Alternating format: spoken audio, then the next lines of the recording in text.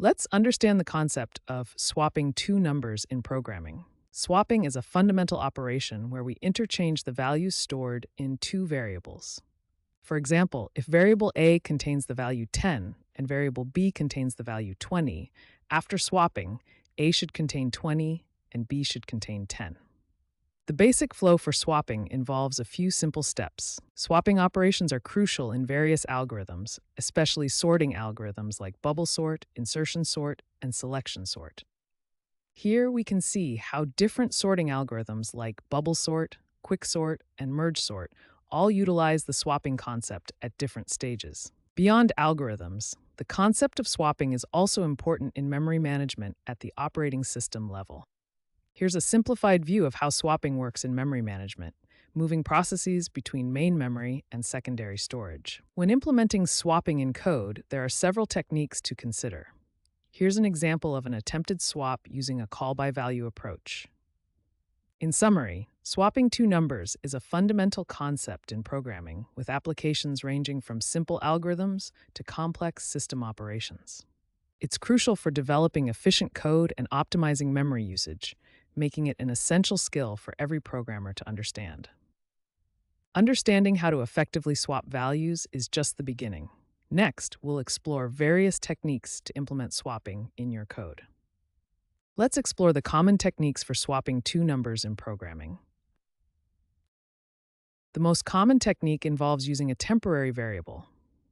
Consider two variables, A with value 10 and B with value 20. We'll use a temporary variable to store A's value during the swap. First, we store A's value in our temporary variable. Next, we assign B's value to A. Finally, we assign the temporary variable's value, which is A's original value, to B. And now we've successfully swapped the values. A equals 20 and B equals 10. This method can be represented as a flowchart, showing initialization, reading values, and the swapping process. Another approach uses arithmetic operations to swap values without a temporary variable. Let's again consider variables A equals 10 and B equals 20. First, we set A equal to the sum of A and B, so A becomes 30. Next, we set B equal to A minus B. Since A is 30 and B is 20, B becomes 10. Finally, we set A equal to A minus B. Since A is 30 and B is now 10, A becomes 20. The swap is successful, but this method has a risk of integer overflow if the sum of A and B exceeds the maximum value for the data type.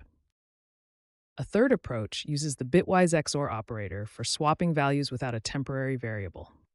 Let's once again start with A equals 10 and B equals 20. The XOR operation works at the binary level, creating a unique pattern that allows us to recover the original values. First, A becomes the XOR of A and B. Next, B becomes the XOR of the new A and B. Due to XOR properties, this gives us the original value of A. Finally, A becomes the XOR of the current A and B values. This gives us the original value of B. This method avoids the risk of integer overflow and can be slightly faster on some architectures.